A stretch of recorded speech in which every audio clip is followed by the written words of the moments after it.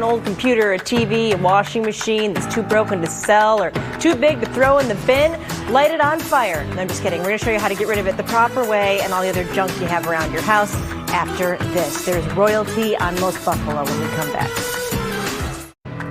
We are back now talking about something that we like to talk about but sometimes have a hard time getting motivated to actually do, cleaning out that unwanted junk. Dale Wittlief is the junk king, and he's here with some easy tips for us. Your Majesty, we're honored. Thanks for coming in. Thanks for having me on. Tell me just first, what is it that you do? We do full service junk removal. So basically, client would call us up or use our call center call, make an appointment. We come in, kind of give them an estimate, a free estimate to take a look at what they have to remove. And then we give them a price. And if they like the price and they want it done, save their back and knees, we'll take care of it for them. And we're talking about big things, is that correct? Or is it everything? Everything. Anything that's considered junk, whether it be in a shed, whether it be in a basement, garage, attic, wherever junk is, in your trunk of your car, we'll take it out. So wherever junk is, we're going to get it out. What's your advice for people just for getting started, especially if it seems like a big project? Well, basically kind of take it in small bites. Take a look at what you have, what you want to get accomplished. If you're trying to do a do-it-yourself project and you're trying to create some space for an office or a workout area, take a look at what you can get rid of, what you haven't used in a number of years. Mark it, put it off to the side. What I always recommend is if you have a lot of stuff to go, mark the things that you want to keep. If you have a little bit, mark the things that want to go. Yeah. With tape or like a masking tape or something like that. What are some mistakes that you see people make that you say, ooh, if you would have just done what this, I see is they hold on to TVs way too long. Oh. I have a lot of clients that have held on to TVs for many years, and they can't believe the cost that it takes to get them recycled now. Yeah. And they thought they were doing well by, that it was going to, but recycling has only gotten more with those type of items.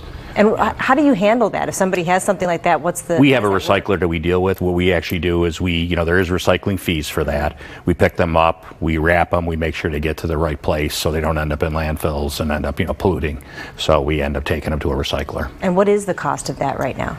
It ranges, depending on the size of the TVs. We're still seeing a lot of the old school CRTs, the big TVs, which, can range on a fee was like $80 just for the fee on that, down to $20 for the smaller monitors and everything.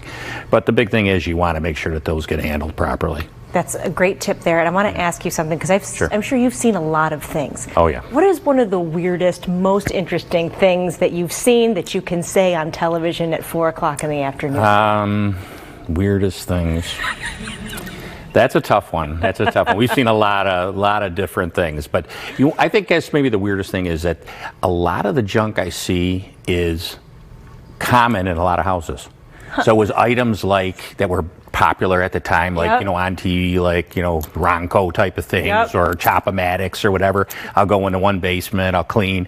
There's it there. I go to another one, and it's that same time frame. It's the same stuff. Everybody buys a lot of the same stuff. It is different that way. It's one of those things. It all comes down to fingerprints. We're all sort of the same. Yeah, it is. Somebody watches TV, and then they're buying all the same items. So we've seen a lot of that. If people want to get in touch with you, what's the best way to do that? We have a phone number 888-888-JUNK is our call center, or junkking.com. You can go online and book that way.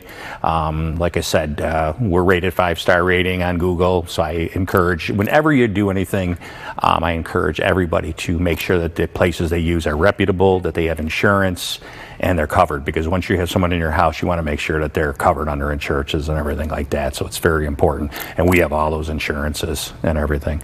All important insider stuff to know. Yes. Dale, the Junk King, it's been great chatting with you. Thank you so much for coming on, Your Highness. Okay, thank you so much. The first time we've had royalty.